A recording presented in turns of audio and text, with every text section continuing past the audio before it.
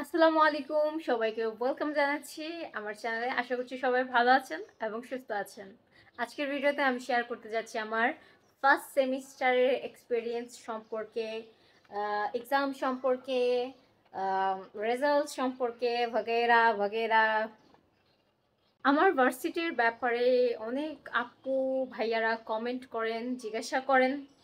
So আমি হয়তো সবার কমেন্টের রিপ্লাই দিতে পারি না, কিন্তু চেষ্টা করি। আর আশা করি আমার এই ভিডিওটা আপনার খুব কাজে লাগবে যারা নিউ ভার্সিটিতে পড়বেন অথবা এফডিটি ডিপার্টমেন্টে আসতে যাচ্ছেন। আমি 241 ব্যাচের। আর আমার সেকেন্ড সেমিস্টার রাইট নাও চলতেছে। আর আমার ফার্স্ট সেমিস্টার কেমন গেল তা খুবই লং স্টোরি, বাট শর্টে বলবো। ওকে।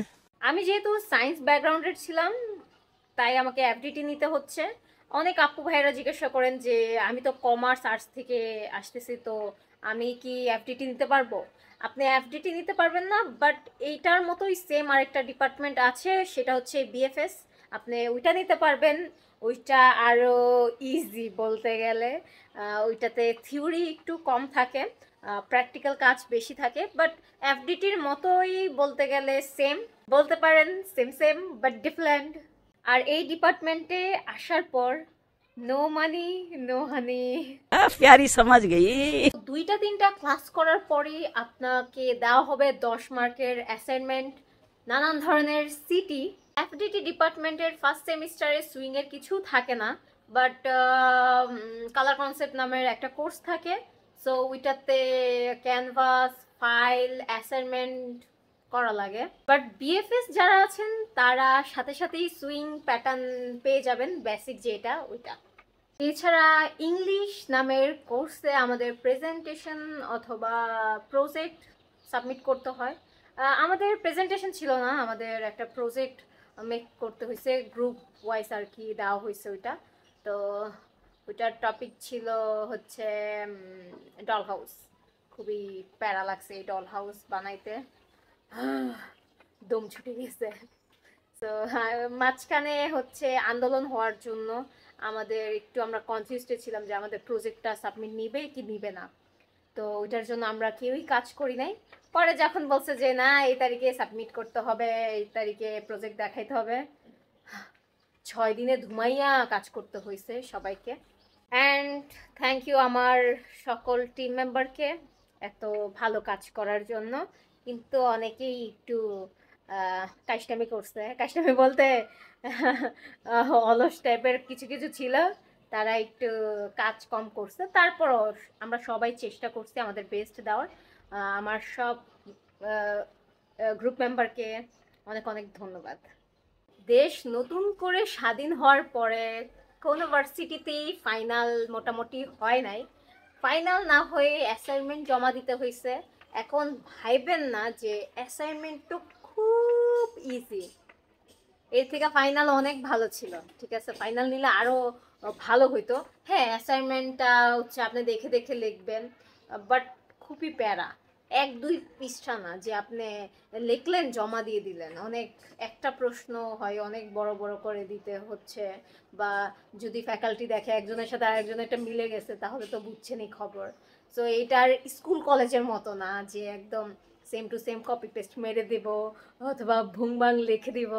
তো এমনটা হয় না। তারপরও আলহামদুলিল্লাহ আল্লাহ আল্লাহ করে সব কিছু জমা দিতে পারছিলাম। সব থেকে বেশি প্যারা খাইতে হয়েছে colour কনসেপ্টের file সাবমিশনে।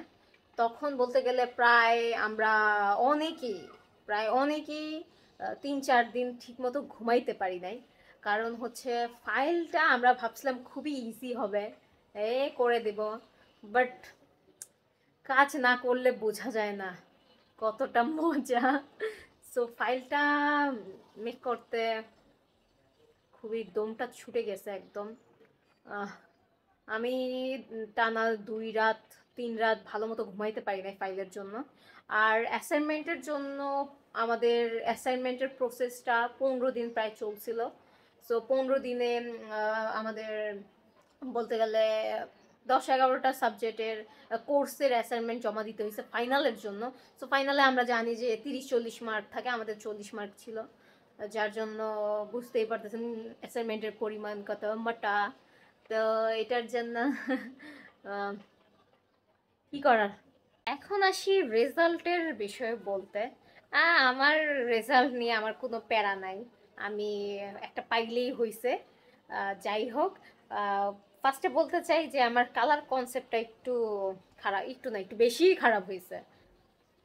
I don't know why. হয়তো আমি পেন্টিং মেন্টিং কালার মালার ভালো পারি না, আমি সুইংটাই আলহামদুলিল্লাহ অনেক ভালো পারি এখন। তো ওইভাবে না, মানে একটু বেসিক যেটা ওইটা আর কি অন্যদের থেকে আলহামদুলিল্লাহ ভালো পারি। অনেকেই পারে, আবার অনেকে হচ্ছে আমাদের কালার কনসেপ্টে, স্কেচে বা আর্টে অনেক ভালো, মার্শাল্লাহ আমি দেখছি আমার ক্লাসমেট, মানে ওয়াও, আমি তো ওই কাতারেই পড়ি না কোনো ওদের। সো যাই হোক, আমার হচ্ছে রেজাল্ট ছিল বা সিজিপিএ ছিল হচ্ছে 3.28। অনেকে বলবেন যে আপু তুমি বিজনেস করো, তুমি ব্লগিং করো, এই জন্য তোমার রেজাল্ট খারাপ হয়েছে, বাট আমার রেজাল্ট নিয়ে আমি ওকে, আলহামদুলিল্লাহ আমি যেটা পাইছি এটা ওকে। কারণ আমি একা সব কিছু সামলাই, সব কিছু ইয়া করি। সো আমার যে 3 এর উপরে চলছে, 3 এর উপরে গেছে, এইটাই তো আলহামদুলিল্লাহ আল্লাহর কাছে। তো শুক্রিয়া আদায় করি যে আলহামদুলিল্লাহ এইটা পাইছি, আমার জন্য এটাই অনেক। বাট চেষ্টা করব, আমি চেষ্টা করব যে 3 এর উপরে রাখার অথবা আরও ভালো করার আমি চেষ্টা করব। সো সবাই দোয়া করবেন আমার জন্য। তো এই হচ্ছে আমার ফার্স্ট সেমিস্টারে এক্সপিরিয়েন্স কেমন গেল শেয়ার করলাম শর্টকাটে বা একটু বড় করে। এখন একটু ফাইনাল টাচ আপ দেই। অনেকেই আস্ক করেন যে আপু আমি, আমার ফ্যাশন ডিজাইনিং পড়তে ভালো লাগে বা আমি এটা পড়তে চাই, বাট অনেক কষ্ট পড়ে, অনেক কিছু মানে অনেক, মানে ভেতরে অনেক প্রশ্ন থাকে। সো আমি এক কথায় বলবো যে আপনি যদি মনে হয় যে আমি ফ্যাশন, আরে ঠক ঠক করতেছে কে রে ভাই, আপনার যদি মনে হয় যে না আমি, এটা আমার স্বপ্ন, আমি ফ্যাশন ডিজাইনার হব, এটা আমার স্বপ্ন, তাহলে তাহলে চলে আসেন। এদিক ওদিক কোনো দিক তাকাইতে হবে না, চলে আসেন। হ্যাঁ, অনেক কষ্ট করতে হবে, অনেক ধৈর্য লাগবে, অনেক কাজ করতে হবে। তো কাজ করতে হবে, মেইন হচ্ছে কাজ করতে হবে। হ্যাঁ, আমিও আলসামি করি, আমিও কাজ করি না, আহ, মাঝে মাঝে একটু বেশি আলসামি করি, বাট যেটা সত্য কাজ করতে হবে। অনেকে অ্যাটেন্ডেন্সের জন্য যায়, বাট আমি অ্যাটেন্ডেন্স না, আমার শরীর তখন জ্বলে যে আমি যদি একটা ক্লাস মিস দেই তাহলে ওই পড়াটা রিপিট হবে না বা আমাকে কেউ ওইভাবে বুঝাবে না। সো আমি মেইন হচ্ছে পড়া বা ক্লাসের জন্য যাই। অ্যাটেন্ডেন্স একটা দুইটা তিনটা মিস গেলে সমস্যা নাই, অ্যাটেন্ডেন্সে যেহেতু 10 মার্ক, সো ওইটা ব্যাপার না। বাট ওই দিন যে পড়াইছে, ওই দিন যেই প্যাটার্ন করাইছে, ওইটা যদি মিস হয়ে যায় তাহলে না ময়ে ময়ে। ক্লাস করতে হবে। আপনি যদি রেগুলার ক্লাস করেন তাহলে আমি মনে করি, আমি বাসায় এসে পড়ি না, আমি জাস্ট যেগুলো কাজ থাকে এগুলো করি। পড়লে হয়তো ভালো করতাম আরও। সো যাই হোক, বাসায় এসে আমি পড়ি না, আমি ক্লাসে যতটুকু দেখার দেখি, বাসায় একটু টুকিটাকি বা কাজ করি। তো এভাবেই দিন চলতেছে। তো কাজ করতে হবে, মাইন্ড সেট আপ ওইভাবে রাখতে হবে। এখন বলবেন যে আপু তাহলে কি এনজয় করবো না, ভার্সিটিতে উঠছি, কেন করবে না, অবশ্যই করবেন। আমরা কি সারাদিন পড়ালেখা করি নাকি, আমরাও এনজয় করি, আমরাও ঘুরি, আমরাও ক্যাম্পাস দেখি, আমরাও ক্লাস করি, আমিও কাজ করি। তো সব কিছু মেনটেন করতে হবে। সো এই ব্যাপার নিয়ে বা এইসব নিয়ে আমি আলাদা একটা ভিডিও দিব যদি আপনারা চান। আমি এই ভিডিওটা লং করতে চাচ্ছি না, এতটা অনেক লং হয়ে গেছে মেবি। যাই হোক, সো আমি মেইন হচ্ছে ডিমোটিভেট করতে আসি নাই, মোটিভেট করতে আসছি যারা ফ্যাশন ডিজাইনিং নিয়ে কাজ করতে চান, ফ্যাশন ডিজাইনার হতে চান। তো এরকম ভিডিও যদি নেক্সটে চান আমি ইনশাল্লাহ আপলোড দেব। তো একটু ব্যস্ততায় থাকার জন্য দিতে পারি না। সত্যি বলতে আমি যখন এই ডিপার্টমেন্টে পড়ালেখা করব বা আমার পাড়া প্রতিবেশী কিছু আছে একটা দুইটা, আমাকে খুব, আমার খুব খারাপ লাগছে, ডিমোটিভেট করছে। আমি বলতেছি মনে মনে যে ওয়াই, মানে আমি কাজ করব, আমি জানি যে আমি পারবো, বাট তারা আমার আগে, মানে আহ, বলে না 2-3 পা আগে, তারা মেনলি হচ্ছে অ্যাডভান্স। তারা আমার ক্যারিয়ারের ব্যাপারে, ফিউচারের ব্যাপারে, সব ব্যাপারে জানে। তো আমি এইসব কেয়ার করি না। তো আমার কাছের মানুষ, আমার আব্বা আম্মা, আমার বোন, আমার কাছের মানুষ, প্রিয়জন, তারা বুঝলেই না। পাড়া প্রতিবেশী, আউট যে পিপল আছে, তারা কি ভাবলো কি ইয়া করলো, আমার এতে কিছু আসে যায় না। তো এটা বলার রিজন হচ্ছে, আপনাকে অনেকেই বলবে ফ্যাশন ডিজাইনিং একটা ফালতু, হ্যান ত্যান, এগুলো বাদ। মেন হচ্ছে আপনি যদি সেট আপ করেন, এটা আমার স্বপ্ন, তো অবশ্যই এটা করবেন। সো আজকের ভিডিও এতটুকু পর্যন্তই, দেখা হবে নেক্সট ভিডিওতে। ততক্ষণ ভালো থাকবেন, সুস্থ থাকবেন, আল্লাহ হাফেজ। দেখি দেখি, একটু দেখি, একটু একটু একটু একটু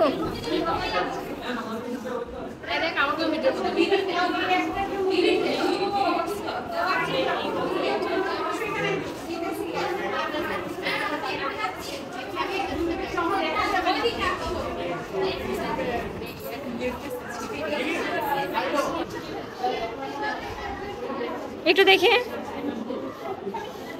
আমার প্রজেক্ট থেকে আমাকে কিভাবে সরাই নেবে? একটু দেখি, একটু দেখি, একটু দেখি, একটু আপু, সরি, একটু দেখি।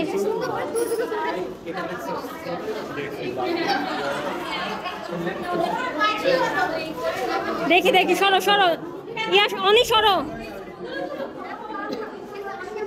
সরো সরো। আমার বোন তোরে টিকটকে ফলো করে, বুঝছো? হ্যাঁ, আমি ফলো করি। বিজিএম এর একটা আপু আছে, উনি তো ভিডিও করে। আমি বলি কে করে দেখায় করে, আমি বলি এই আছে, আমি বলি যা দিছি এগুলো তো আমাদের।